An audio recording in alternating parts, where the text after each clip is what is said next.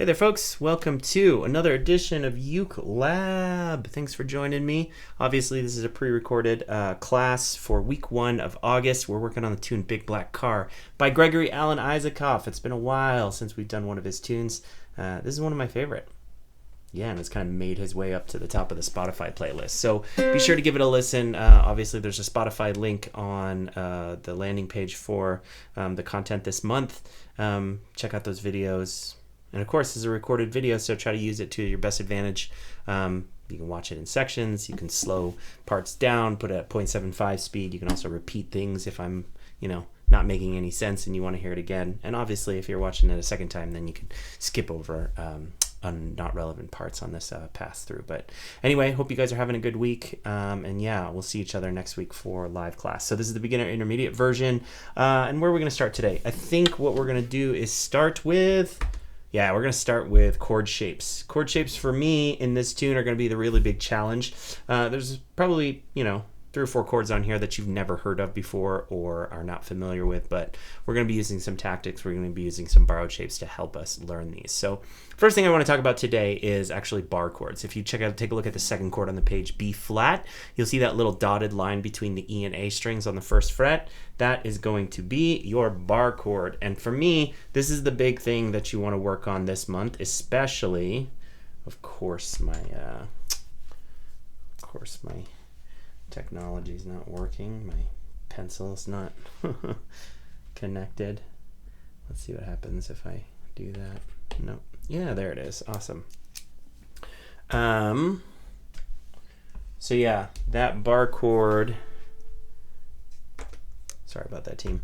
That bar chord here on the first fret, that little dotted line represents where you take one finger and you actually fret 2 strings. So fretting 2 strings with one finger, easier said than done, especially if you don't have a ton of familiarity with it. But just so you know, bar chords are just like anything else. A little bit of exposure, a little bit of practice, lots of repetition, and then you'll get it. So let's deconstruct exactly what this chord is. 0, 2 on the C string, 1, and then I've got to actually buckle this pointer finger to cover both the E and the A strings on the first fret. 0, 2, 1, and 1. So one of the things, especially if you're struggling with a bar chord, that you can do is actually deconstruct this chord a little. So what's challenging about this? It's really the pointer finger. What is the pointer finger doing? So first thing, you can just take this middle finger away. And really, we've got to teach ourselves how to go from this position where I'm on the tip of my finger to this position where I'm using the flat of my fingerprint to come across, right? And I've got to like buckle that knuckle right there. Buckle that knuckle. That rhymes. So yeah, there is my bar that I can work. And this is a really nice exercise, just opening the A string and then using your pointer finger to bar, just to get used to the feeling, the muscles that you need, and the technique. And then once that's feeling really comfortable, you can always take the middle finger and then add it, right? So now you're playing 0, 2, 1, 0. And then working on 0, 2, 1, 1. So that's going to be the challenge this month for you if bar chords are a new and fresh thing. But I promise it's a rewarding experience. And yeah, it's nice to join the other side, because a lot of people do run into bar chords and it kind of stunts their growth in ukulele. A lot of times people will, they'll realize something's hard and be like, oh, I thought this was supposed to be easy. So make sure you... rise up to the challenge, work on this if it's a little bit of a challenge for you. So let's talk a little bit about kind of strategies around bar chords. One of the things that I like to think about when I'm doing a bar chord is that the position that I'm holding the ukulele neck with is a little bit different. So if we think about grips, I teach people kind of the open grip to start off, which is basically just taking your hand in like a handshake position, right? Hand turned upwards, and then I just raise it until it touches the neck of the ukulele. See how I just raised it like I'm going to shake somebody's hand? And now where it's resting is right here on this knuckle, right?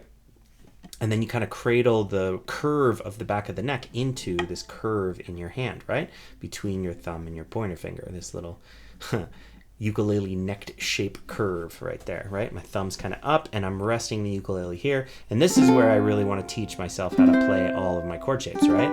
This gives me a nice opportunity to get my fingers out as far as they can. That way when I curl them like this, they don't really interfere with any of the other strings. Now, when I'm doing a bar chord, it's a little bit different of a grip. If you watch here, I'll just kind of get into the position.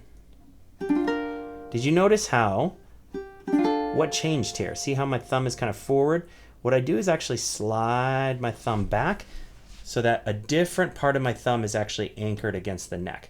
Before it was here in that little cradle, and now it's here, right on the heel of the thumb. So if you're in this position, what happens is you kind of bring the tips of your fingers a little bit further back. See how my fingers are further back? Now what happens is I can bend my finger in a 90-degree angle at the second knuckle, and that gives me sort of the flat surface to be able to do my bar, right? Before I'm here, tips of my fingers, and then I kind of slide the heel of my thumb onto the neck of the ukulele. See how my thumb is a little bit angled, right? It's kind of like facing towards the tuners. And then I'm in a little bit better position to be able to do that bar chord. So that's a little bit of theory stuff. Remember, the grip, it takes time, it takes practice. I really think that learning how to do this is going to be a longer process than we want it to be. But remember, if your bar chords improve, then what happens is it opens up your world to a lot of new skills and a lot of new sounds on the ukulele, because bar chords, yeah, they're really important, especially when we're moving forward, especially moving from beginner to kind of intermediate. Okay, so for now what we'll do is we'll kind of jump in between the first two chords, which is a C minor, 0, 0, 3, and 3. There's my C minor chord. You'll notice that this chord shape has two fingers, and I'm actually going to choose to use my ring and my pinky to play this chord. Now, of course, you can use stronger fingers. You can use your middle and ring, or you can use your pointer and middle, right, to play this chord. But if you use your ring and pinky, then what happens is in the verse we're constantly switching between C minor and B flat. If you'll notice, if I use my ring finger here on 3, my middle finger is right over the 2nd fret, so all I really need to do is drop, and then my pointer finger is right over the 1st fret in order to bar. And you notice how here I'm back into that grip, right? Here my thumb is kind of showing, and then when I switch to here, I get onto the heel of my thumb to be able to do that bar chord, right? Cool. Let's try some whole notes moving between those two chords. 0, 0, 3, 3. There's my C minor, and B flat, 0, 2, 1, and 1. 1, 2, ready, whole notes. 2, ready, B flat. 2, ready, and C minor. And ready, B flat. Beautiful. 2 more times. 2, ready, switch. Nice. Last time. And then we finish on C minor. So remember, lots of repetition between those two chords. And again, if you're struggling a little bit with the bar chord, make sure you get lots of practice with that simpler exercise that we mentioned at the top. So give me 1 second. I need to grab this, mute myself. Oh, no. Okay, cool. I've got C minor. I've got B flat. Let's get into what's next. So A flat is probably a name that you don't really recognize, this A flat chord here, but it might be a shape that you recognize. Do we recognize this anywhere? How about if this chord was shifted down to the 2nd, 3rd, and 2nd fret, like that? You'd probably recognize it as a G chord, right? G chord here. And all we're really doing is taking that G chord and we're shifting it up a half step up to the 3rd and 4th fret, and that gives us our A flat chord. So we can take this G, 0, 2, 3, and 2, and we just shift it up a half step, 0, 3, 4, and 3, like that, right? Here's our G, and here's our A flat chord, right? So if you listen to these in sequence, we've got C minor, we've got B flat, then we're going to shift into a G, but it's going to be a half step higher. There's our A flat, and then our very last shape is an E flat, 0, 2, 3, 3, and 1. So I'm going to choose to play this with my middle finger 3rd fret C string, ring finger 3rd fret, middle finger 3rd fret C string, ring finger 3rd fret E string, and then pointer finger 1st fret on the A string. This is a tricky chord as well because, I would say physically it's not that hard of a chord to hold, but it is kind of new and fresh. If you don't recognize the shape, then it can be a little bit challenged to get. So like I said, this song in general, I think what you're going to be working on the most is left hand, right? So make sure you're doing whole note exercises, thinking about transformations between them. Now that we've kind of mapped out all the chords, let's talk about transitions. Here is our chord progression once again, and I just usually put these in order that they appear in the tune. These 4 chords are what we're going to be using for the verse. C minor to B flat, A flat to E flat. So let's look at that transition. 0, 0, 3, 3, 0, 2, 1, 1, 0, 3, 4, 3, and then 0, 3, 3, 1. Cool. So I always like to think about transformation when I'm thinking about chords. I like to think about connection between the chord shapes. How do my hands move from one shape to the next, right? What do my fingers do to get in position? What you're really looking for is as minimal amount of movement, right? As efficient of a transfer as possible. So let's talk about the first one, the C minor. Here, 0, 3, 0, 3, and 3, right? My middle finger can go to the 2nd fret, which is right where it should be kind of sitting, right? If you're holding this chord correct. Then my middle finger goes here, and my pointer finger can just drop onto both of these to make that transformation. Let's try some whole notes moving between. 2, 3, 4, switch. 2, 3, 4, and switch. 2, 3, 4, and switch. 2, last time, here we go. Beautiful. Now our next chord shape is that A flat. 0, 3, 4, and 3. Remember, this is a shape that your fingers should be familiar with, just not in this position a half step higher, right? So if we go from B flat here, let's think about commonalities, like what is in the right place? For me, not really much, right? The only thing I can really think about is trying to take this middle finger and maybe getting it to the 3rd fret first. See how it's just needs to jump down 2 strings all the way to the bottom of the fretboard, and then from there I can kind of build the base of my pyramid, and then my ring finger can go here. Right? This is one of those switches that doesn't really feel that great at first because so many of the things are changing about it, B flat to A flat. But eventually with some skill and some switching, you can get into this position a little bit easier. So remember, my middle finger is dropping 2 strings and 1 fret up the fretboard, right? It goes here, and then my middle finger drops to the A string, 1 fret higher to get to my A flat. Cool. Now from here, I kind of reverse that move, right? My middle finger was on the C string, so I just do that again. See how my middle finger is on the 3rd fret A string? It needs to jump to the 3rd fret C string. So that middle finger can kind of act as the scout finger. It goes, checks out the scene, and then the rest of the chord can kind of drop on. See how my middle finger's on 3 on the A string? I jump up to the C string, ring finger comes under it, and then pointer finger gets locked onto the 1st fret on the A string. Now remember, this is a chord shape that probably won't feel that familiar, so you need tons and tons of repetition to get into this. Let's try B flat to A flat. 2, 3, 4. 2, ready, jump up, A flat. 2, jump down, B flat. 2, and ready, jump up. 2, and ready, jump down. Nice. 2 more times, here we go. 2, and ready. Last time, here we go. Now remember, if my middle finger's on the 3rd fret here, it needs to jump up to the C string. Now when I do that, see how I shift my pointer finger down to get in position?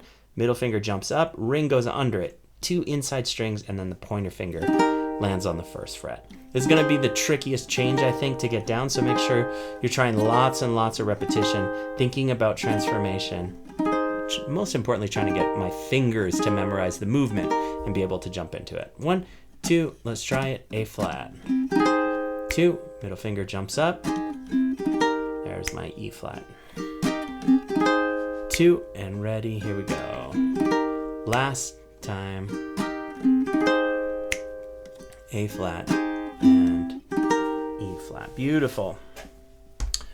So yeah, that's going to be the big challenge this month, so make sure you're putting tons of time into it. Remember, week 1 is the time to get that muscle memory. Now week 3, now week 2. If you're still thinking about how a B flat moves to an A flat in week 3, then it's going to be really challenging to incorporate all the other elements we're going to add, which is adding the riff, adding singing and playing on top. So remember, our first 2 goals, right hand rhythm, left hand chords. Our right hand's not going to be too challenging this month. It's really going to be mostly this left hand shape. So make sure you're putting the time that you need into these transitions.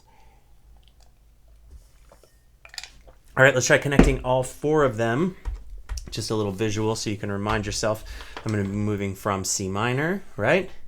Middle finger's dropping onto the C string, pointer finger drops into the bar, then my middle finger here drops down to the A string, and then I can form my G shape, right? And then from there, remember, my middle finger does the opposite move. It jumps from the A string up to the C string, right? Hops up here, and then my pointer finger shifts down so that I can play the first fret there, right? Middle finger drops up, ring finger stacks, and then pointer finger there. So those are the 4-chord shape we're going to use. Why don't we try whole notes with visual, and then we'll jump to the close-up camera. 1, 2, ready, C minor, 2, ready, and B flat, 2, and ready, A flat, 2, and ready, E flat. Now remember, if these chord shapes are brand new, I'm probably going to be moving a little fast. Make sure that you review the last section, maybe even pause the video to give yourself some time to get these shapes into succession. Let's try one more time with the visual up. 2, and ready, A flat, 2, and E flat, 2, ready, and 2, and ready, B flat, drop the middle finger, there's your bar. Middle finger goes to the 3rd fret A string, and then I can build my G chord, and then hops up to the C string while my pointer finger shifts to the 1st. So last time, here we go. Oh, we didn't talk about this transition. See how it's really easy. My ring finger actually serves as the anchor, right? I lift these 2 fingers and just drop my pinky underneath. E flat, dropping to C minor. E flat, dropping to C minor. 1, 2, ready, whole thing. Here we go. C minor, B flat, middle finger 3rd fret, build the G shape, and then hop up to the C string while you shift the hands into the 1st position. 2, and ready, B flat, and then A flat, and then to E flat to finish. Nicely done. All right, team. Let's see. What are we going to talk about next? I think we talk about rhythm next. So rhythm in this case, really straightforward. What we really have to teach ourselves is how to play 8th notes with a swung feel. Remember, when we're playing straight 8s versus swung 8s, how you can always tell if you're playing straight, and what I mean by straight 8s is that your downs and your ups all are kind of symmetrical, right? When we're playing, it sounds very even. 1 and 2 and 3 and 4 and 1 and 2. You hear how each of these snaps is equally spaced. When I have swung rhythms, what I'm doing is actually delaying my up strum just a little bit, which pushes it further away from the preceding down strum and closer to the next. So my 8th notes sound like this. 1 and 2 and 3 and 4. And actually, because we have a shorter space between our 8th note and the next downbeat, we actually, when we're using syllables to help us with our count, we actually use a shorter syllable. Instead of saying and, we say ah. So you say 1, ah, 2, ah, 3. Now you notice how those ahs are in a little bit of a different place. 1, ah, 2. And that actually means that my up strum is also in a different place. 1, ah, 2. See how ah, 2 is closer together than 1, ah? That's a little bit further apart. That's how you can always tell 8th notes are swung. So let's give it a try. Let's play 8th notes. Sounds like this. 2, 3, 4, 1, 2, 3, 4. You can always tell a swung feel because it has this little bit of a gallop, right? Almost like a horse trot to it. 1, 2, 3, 4. Nice. 1, 2, 3, 4. Good. Last time. 1 and 2 and 3 and 4 and. But you notice, even when I say those ands, it's still 1, 2, 3, 4, It's still uneven, right? And let's try it together. 2, 3, 4, 1, 2, 3, 4, down, up, down, up, down, and finish on 1. Beautiful. So this rhythm is really 8th notes except for one spot. You'll notice that I'm playing all of my 8th notes here. And then what's missing is the downbeat on 3, right? So what you want to think about is even though I'm not playing that down strum against the strings, I actually still need to play that down strum in order to get my hand in the right position. And most importantly, to stay kind of in time, right? I want to be feeling the downbeat happen even though I'm not touching the strings. Cool? So before you actually jump in with me, just listen to it. 1, 2, the rhythm sounds like this. 1, a 2, a 4, a down, up, miss, up, down, up. Right? Remember, memorize the way this sounds before you even start to touch the ukulele. Maybe you could even teach yourself how to say it. Ba, ba, ba, ba, ba, da, da, da, da, da, da. Maybe you could say the counts. 1, a 2, a 4, 1, a 2, Or you could say the directions, right?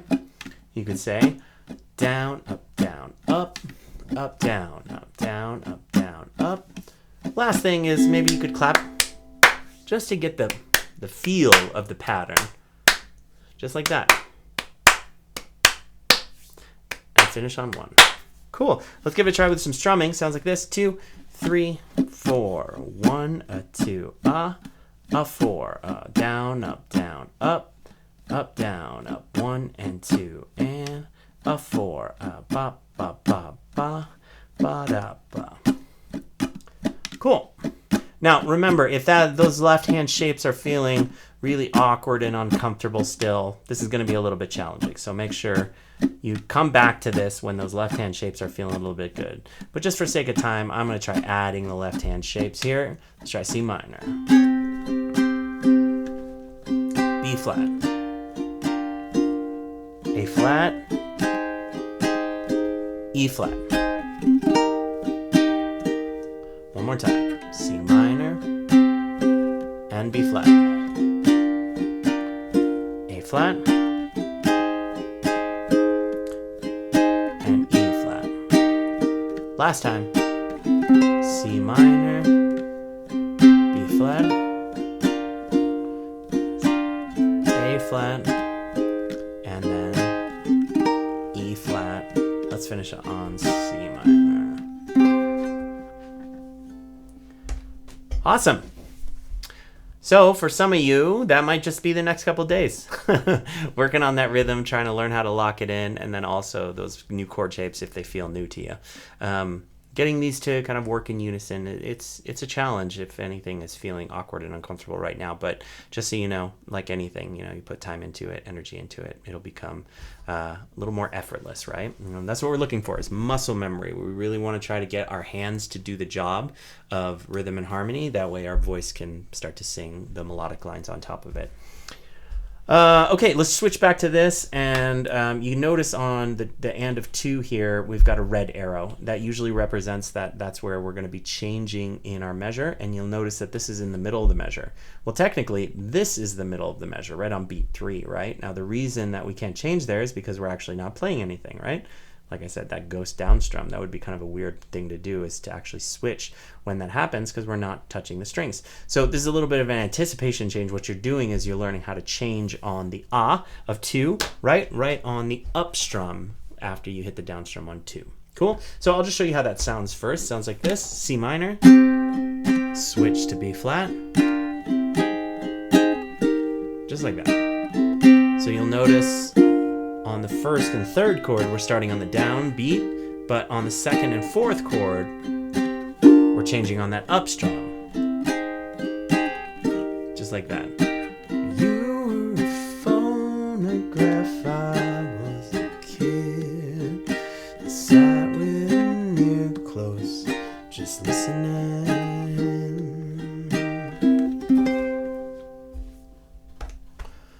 Cool.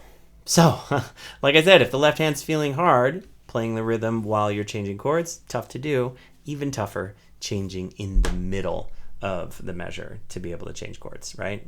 You really do have to have that left hand down before this starts to make sense to be able to do it inside of the rhythm. But I do want to give you some strategies that you can do to get used to kind of where that changes, especially if it's feeling a little awkward. First thing you can do is just work between 2 chords. That's sort of like one stage down in terms of sequencing or difficulty. It's just work on C minor to B flat. And then back to C minor. Oftentimes, if you just take half of the elements away, then you can really focus here. Even this is challenging. What I like to do is when I'm working on these kind of odd time changes, I'd like to just think of like hold a chord shape and then use the off chord, which is 0 0 0 0, or like taking your fingers away. Use that as where you would change. Even though we're supposed to move to B flat, sometimes it can be helpful to do this exercise because you start to feel where that change happens, and it becomes a little bit more natural once you start to add the next chord that you're changing to. You've already got it in your body when that is supposed to happen in the rhythm, right? So an on-off exercise would basically be taking each one of these chords and just, cycling through them, but instead of playing C minor to B flat, you use the open strings as your second chord. So you go C minor, then off, right? On and then off. Just so you can teach yourself how that change feels, right? And you can do that with any of these chords. You can do it with B flat, right? On and then off. This could be a really good exercise for you to practice, your bar chords, and at the same time be able to work the rhythm that we're doing for this tune. Right? You could use the A flat, right? Every one of these chord shapes can be used as material for this exercise, right? If I use E flat, the last chord shape, which you can see I'm getting lots of repetition in on these switches, but my hands and my brain don't really need to flex that hard to think about what chord comes next. But eventually you'll get to the place where you can use two of the chords to help you switch, and then maybe you'll use A flat and then E flat, right? Now all of these exercises that I've shown you here are going to be they're going to be left hand specific, right? Now, as you scale up and increase in difficulty, I'm adding more and more elements from the right hand. Just know it's going to be harder and harder to really focus on my left hand transitions, right? So I always like to think about it as sequencing. Try to do the simplest thing with your right hand when you're first learning how to do chord transitions. Then you can kind of slowly dial up the difficulty and start to integrate the right and the left hand bit by bit before you eventually get to the place where you can, do the rhythm and the chords. Cool? So yeah, that is really what I wanted to talk about mostly for this tune. Actually, no, let's talk a little bit about chord progression. We'll do a little quick overview and then we'll call it for today. But again, left hand, really, I don't want to keep I don't want to keep repeating myself, but I want everybody to understand that the left hand is going to be the driver in this tune, right? I mean, in this first week. Just make sure that you have these locked in. That way in week 2, once we're meeting in person, we can start to jump into the riff of this tune and things like that. Okay? Cool. Let's take a look at our song sheet. We were looking at handout for the beginner level, and now what we're looking at is sort of the song sheet, the overview. I kind of like to think of this as the map of the song. I did kind of like take the time to get where these chord changes are, so hopefully week 3 we'll have some time to think about and talk about singing and playing. Maybe week 2 is a better time to do that. I don't know. We'll talk about it more, but just use these as reference, and remember the places where the red chords are is basically the syllable where the change is, right? Like, you were a phonograph, I was a kid. Yeah, you kind of hear where those chords are. That's going to be where your chord switches hit. But for now, let's kind of view these chord progressions. So we'll take a look at the verse first, and just like I said, guess what? That's all of the verse. We repeat this 4 times. C minor, half the measure, and then on the of 2, that's when we're going to switch to B flat, right? So C minor is our first chord, then we switch to B flat. Downbeat, we play A flat, and then we switch to E flat. And we're going to repeat that 4 times for our verse. Cool? Now, you'll notice that when we get into the bridge, even though it's kind of a different form, we're not splitting the chords, we're playing a whole measure for each chord. These chord shapes we recognize. This is a B flat, this is a B flat, this is an E flat, this is a B flat, this is a C minor, right? All of these chords we'll notice except for this one. Next week we'll be going over what a G minor is, but of course the picture's there in the beginner handout if you want to start to look at that shape. Cool? E flat, B flat, C minor, and then I hope we know how to play an F chord. I think we do. F chord to end that chorus. And this is kind of a weird bridge. You'll notice that instead of 4 chords and then going to the next thing, it just has 5 It's a very interesting tune with our counts. Awesome. And then same thing, our chorus actually has all chords that we recognize. So we'll get into how to play each one of these, but just know you'll be playing a full measure of the rhythm versus splitting the measure. So the verse is kind of the hardest thing, and that's the thing that we're going to want to spend the most time on this week, okay? Cool. Let's give it one rotation. I'll be playing along with it. And remember, guys, you know, I didn't have feedback of people in class, so this is me just kind of covering content. Make sure that you jump back to any parts that moved a little bit too quickly. Maybe you want to incorporate some left hand muscle memory before starting to get into those other places where I was starting to add what the right hand is supposed to do. But for now, we'll try it. Cool. A little bit of the verse. 1, 2, 1, 2. Ready? Here we go. Rhythm.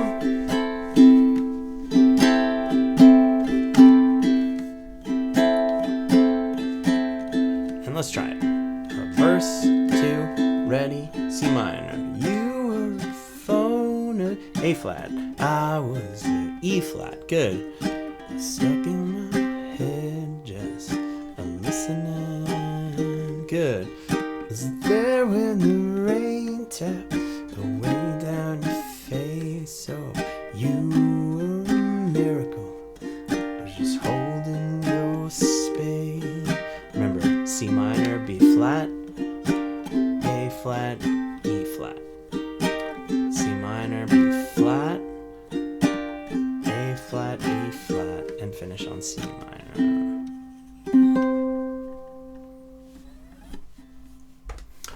Nicely done, team. That is it for today. Thanks for joining me. And remember, you're going to be getting a little bit of a jump start on this. I'm going to be posting this probably... When am I going to post it?